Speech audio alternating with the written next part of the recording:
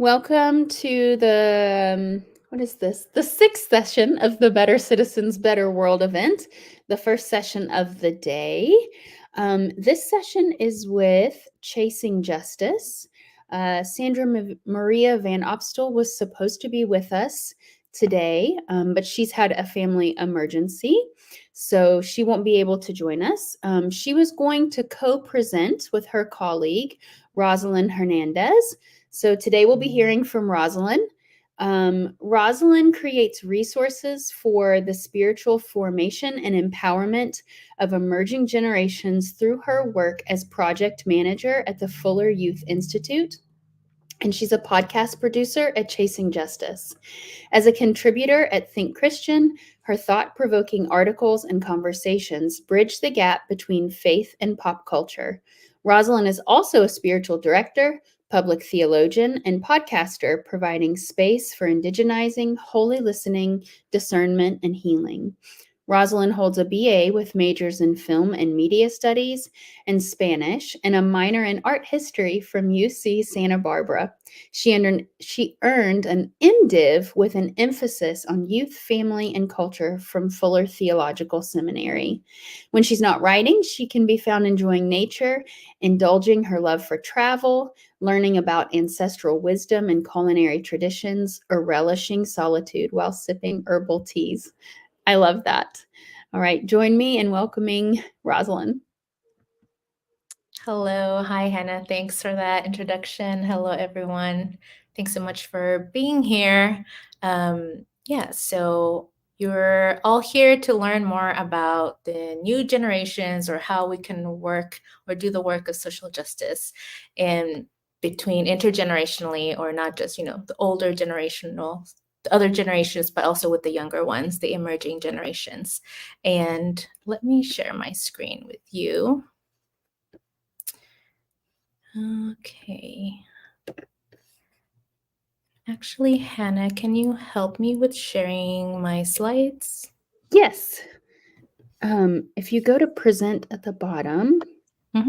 Okay, I see.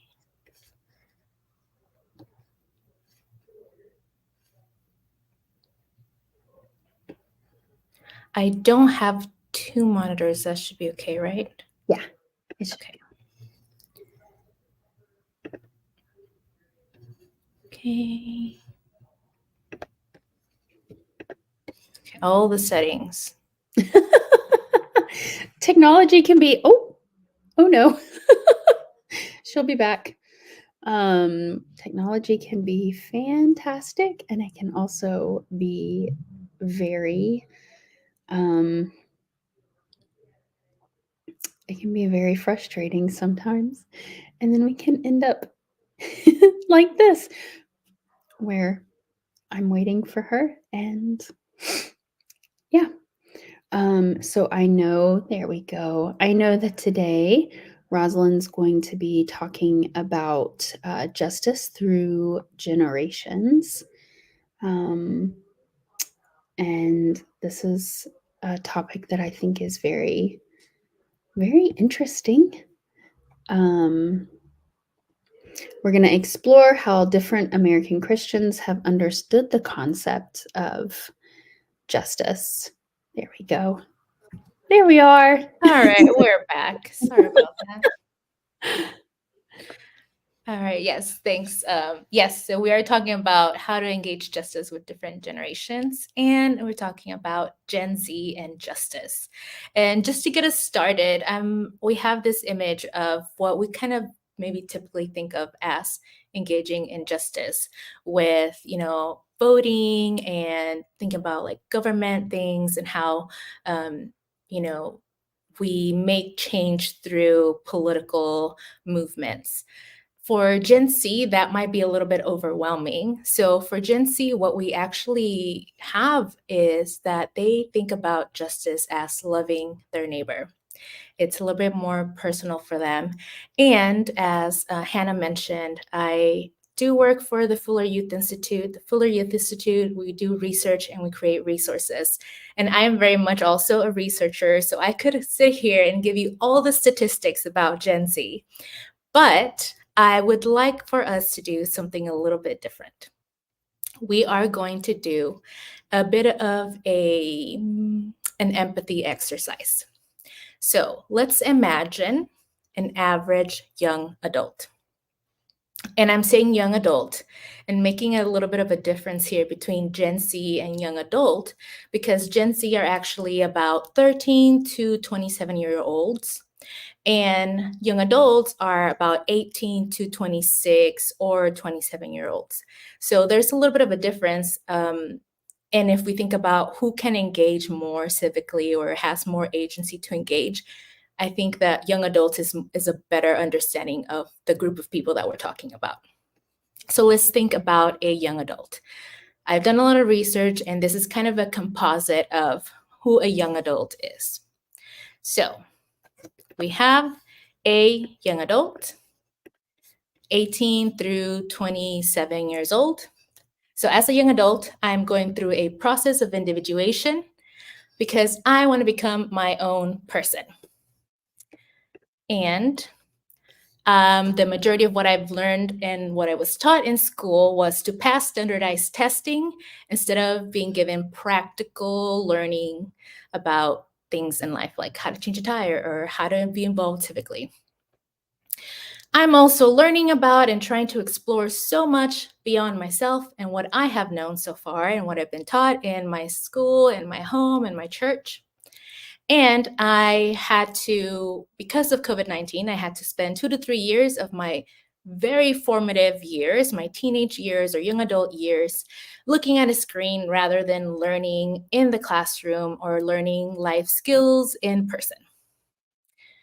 And because of that, I'm also a little bit anxious. I have a little bit of social anxiety.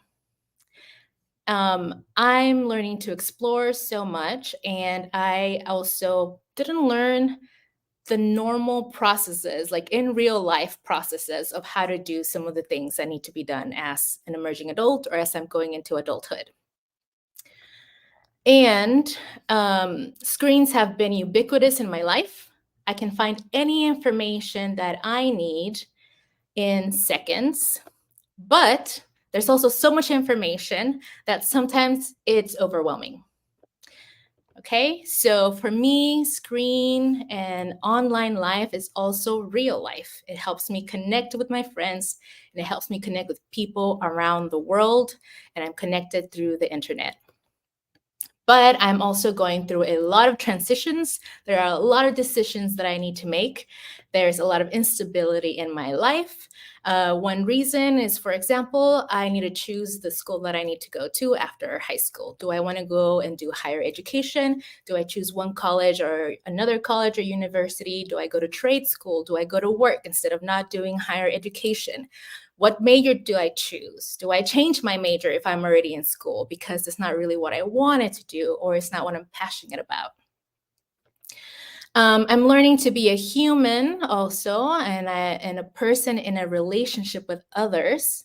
I'm learning to be in relationship with my family, with friends, in a romantic relationship, and I'm also probably learning to be in a professional relationship. I'm getting some of my first jobs. But I'm also going through a process where I am assessing my beliefs, like my core values. It can be a process of taking ownership of what I believe, and in many circumstances or occasions, there might be deconstruction happening or decolonization, and this can feel very disorienting. I'm also learning to take responsibility for myself and my decisions, and I'm trying new things, I'm making mistakes, and I'm learning from them. I might be moving because of school or because of work or for other reasons. I am constantly connected through people, through my phone and through tech, but at the same time, I'm also emotionally disconnected. I feel somewhat lonely, or I have other mental health issues. And every time I go on social media, there's a deluge of information, of ads, of hope, of connection, of misinformation, everything. And it creates a roller coaster of reactions and emotions. And there's a lot of disinformation and misinformation online. So I don't really trust mainstream media or a lot of institutions that are online. And the church that cared for me as a child doesn't really know what to do with me anymore. They try to entertain me rather than connect with me as a person.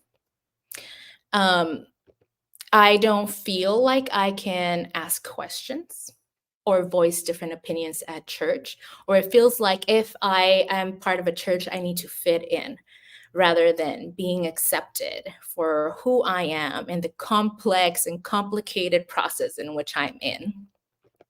And there's diversity at my school. I have peers that are white, that are Asian, are Latinx, are Black, East Asian, etc. And I know them as people and I empathize with them. And I believe in inclusivity. And it's kind of a given for me in various ways. And in other ways, I'm also kind of multicultural, or at least aware of multiculturalism. But also, there are a lot of mass shootings at college, at high school, at elementary campuses, at churches, and in other public spaces. And it makes me feel unsafe, especially at school. Or I might have lost a friend, or I might have known someone that was killed at a mass shooting.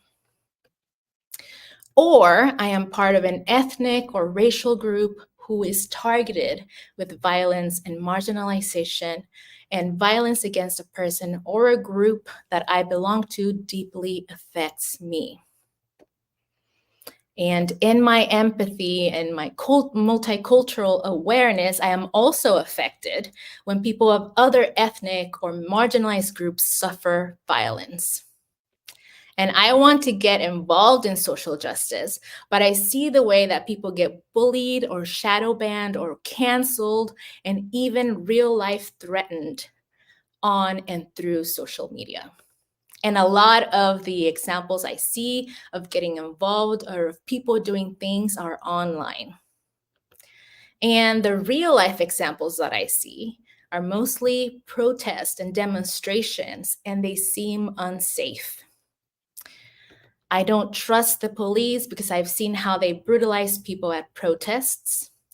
And when people my age speak up, they tend to be ignored by politicians. So I am disillusioned by the institutions and the systems that are supposed to help and protect me and my peers.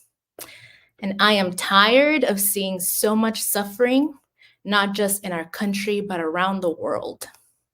And even seeing how in some cases, our country is the quote unquote bad guy. I'm overwhelmed. I don't know what to do or how to choose where to engage. There's just so much injustice in the world. And I don't see enough examples of things that I can manage to do. So I feel a lot of pressure to do something, but I don't know where to even start. And I'm trying to make ends meet with multiple jobs or side hustles, and I can barely make time for myself. I am tired. So, are you feeling some of what young adults might be feeling? Some of that tension, some of that maybe even desperation? We have young adults who are having a lot of emotions and they do want to help, but they're not really sure how.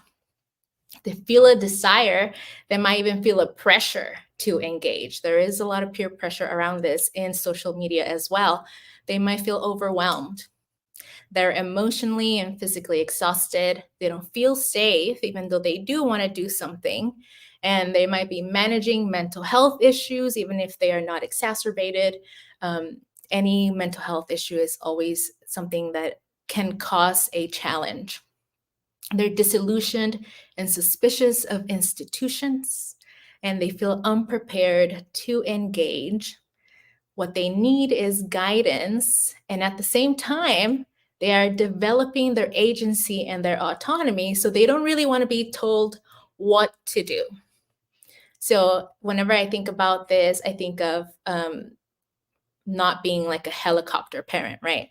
They need guidance, but they don't need guidance that takes away their agency and their autonomy.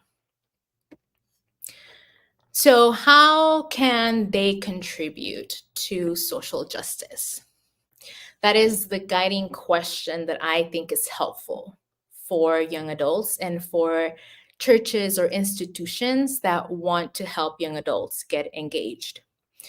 We do need young adults to be engaged because they are not just the future, but the present of our society, of our churches, and of our culture. But there, as we saw, there's a lot of options. There are a lot of options. Things are overwhelming. They're going through a lot in these years of their life. And so asking them to put another pressure on themselves that they're already feeling actually in wanting to get involved in social justice just feels like a lot for them. So, how do we respond? This is the question that I like because it kind of helps narrow things down. In a young adult's life, there are so many things happening. As you saw, we put all those pictures of things that are going through their minds that are happening in their lives. And it's just very wide. So I think what can be helpful for young adults as we invite them into the work of social justice is to help them narrow things down and to focus things for them. So our response is to listen. We need to listen because every young adult is different. What we just did, the exercise that we just did, is a composite of research that I have done.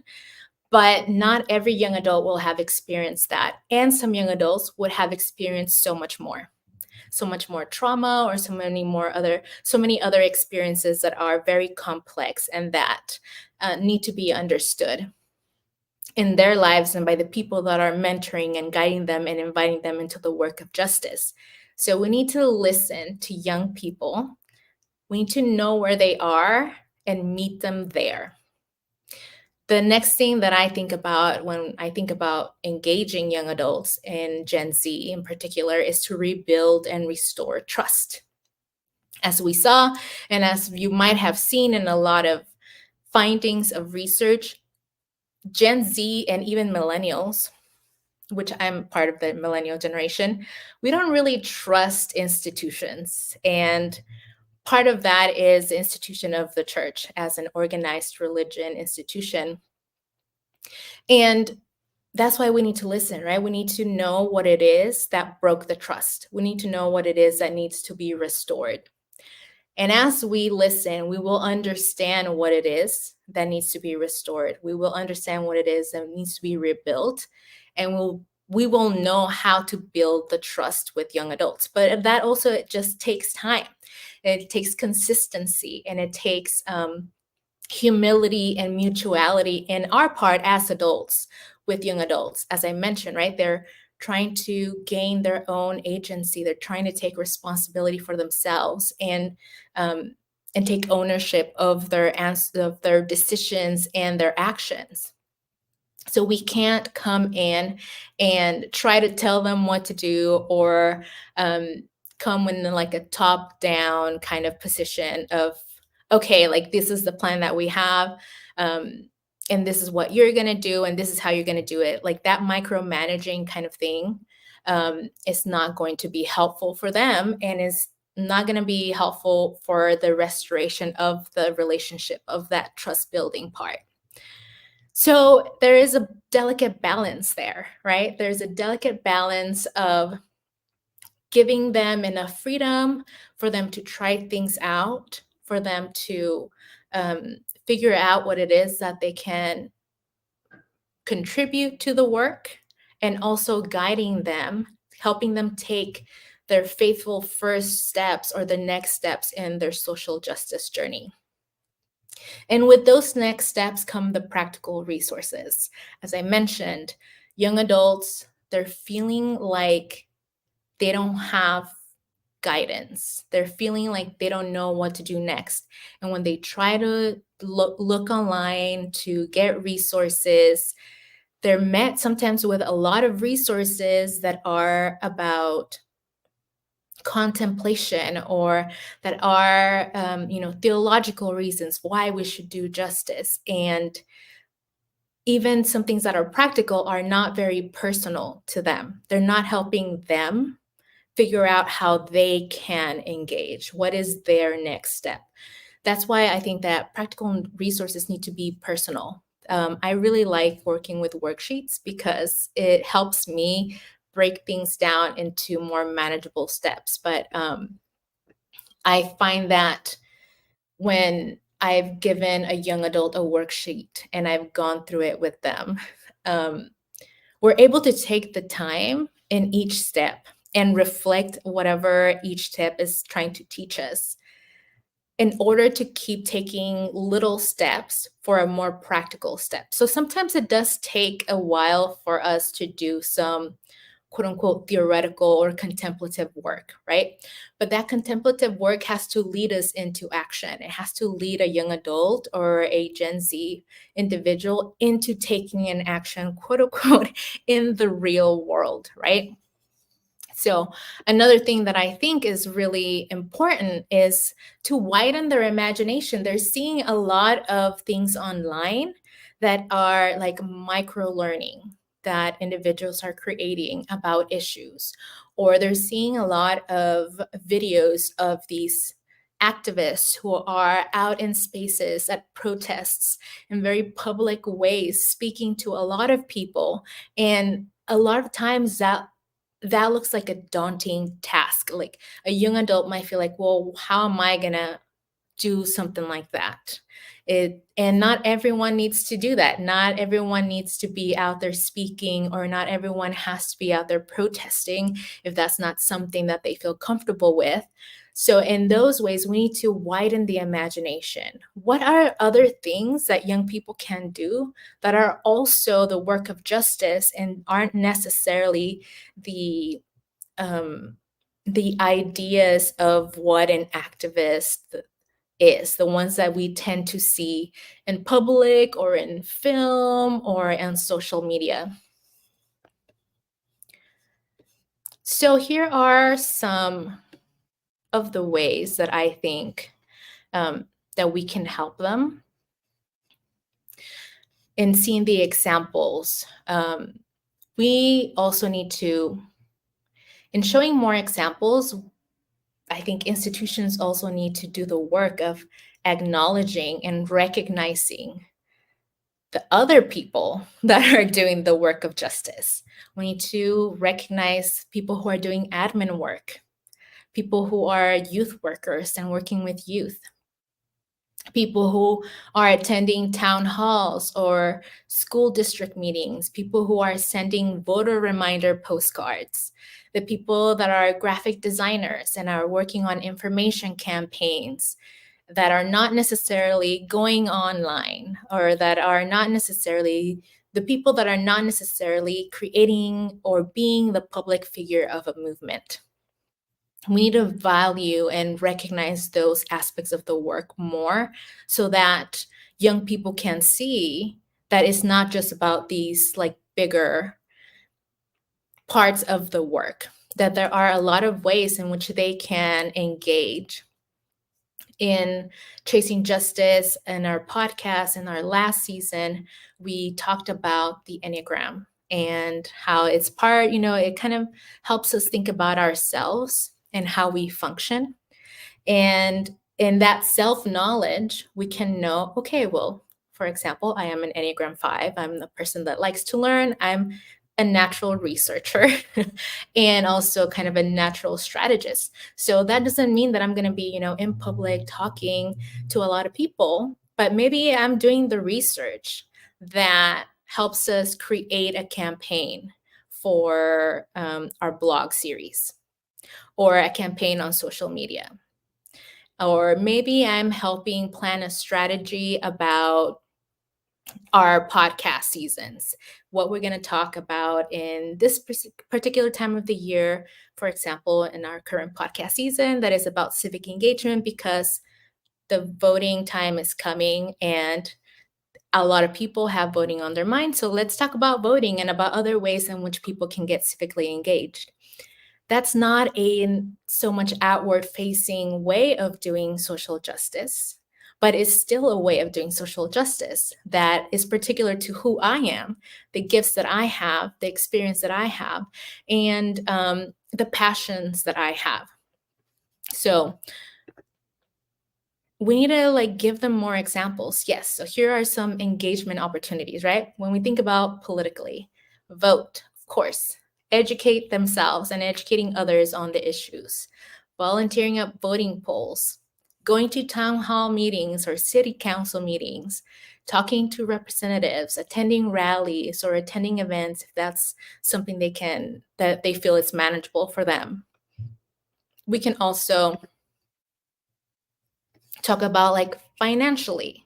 They can donate, they can support local or small businesses, and they can learn when to withhold their economy for a social justice issue. For example, companies that are violating indigenous rights or not buying into fast fashion or following or knowing about targeted boycotts. And of course, they're already trying to be engaged digitally, but they should know that they can get informed properly. They can post, they can share, but they should also be doing things in real life. And also widening even more things like mutual aid. Community gardens are a way to get civically engaged. Creating or organizing childcare collectives are ways to get engaged. Community health center classes, being engaged in food pantries, library programs or events, or even community-led crisis preparedness and response.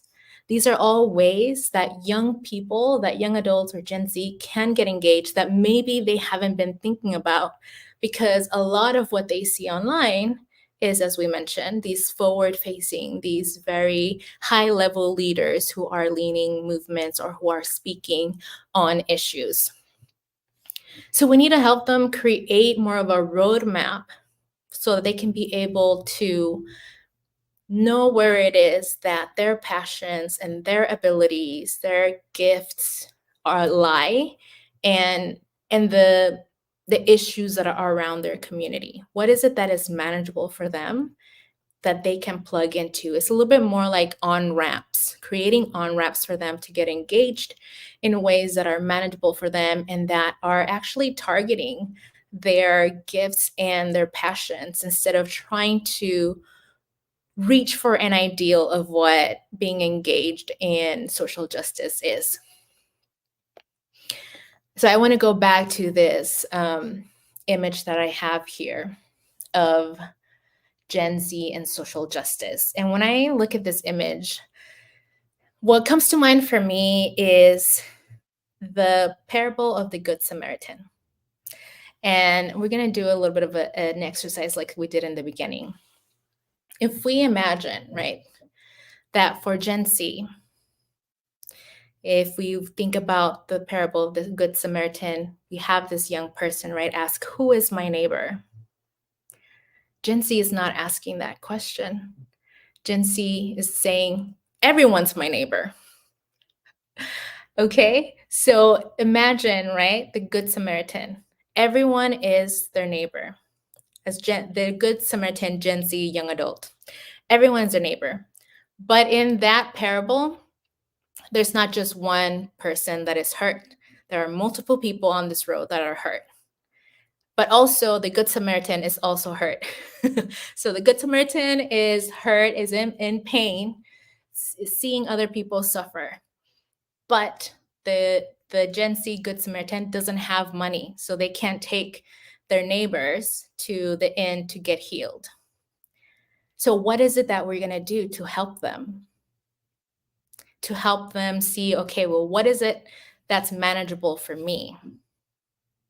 What is it that I can do first to get myself prepared, get myself in a place where I can give to others, because I'm also a little bit in a survival mode.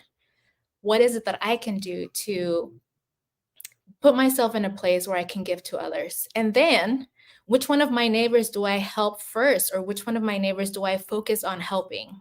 Because I can't help everyone. And if I try to do that, I'm just going to burn myself out, or I'm just going to make myself so overwhelmed that I'm going to just freeze and not do anything at all.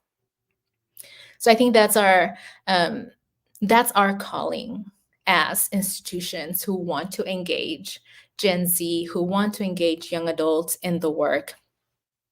They have a lot to give. They're a generation that is very empathetic, who are the most diverse generation so far, along with Gen Alpha. So they understand some things they take for granted, not in a bad way, in a good way, things like inclusivity and diversity, because they live those things every day. But in that energy and that sense of empathy that they have, it becomes very overwhelming. And they don't really know what is the next step that they should take or where it is that they should start engaging. And so I think that for us as institutions, as the church, in building trust and in listening, we are to come alongside them. They want people to come alongside them, to walk with them, and to resource them, to support them in the work of healing themselves, but also in changing issues in the world. But one step at a time and one issue at a time, because they are so aware of so many issues and so many things that if they see the big picture, it just feels like it's unsurmountable and we can't do anything about it. But if we break things down in more manageable ways, it's something that can really help them, not just in them and us in the work of justice, but themselves as well in their self-development. So that's all I have for you today. I don't know if there are any questions. There is one question, Rosalind. The question is, you say we can't come in and give them top-down marching orders. So how is this different from the stereotype of all young people thinking that they or we already know everything? Yeah.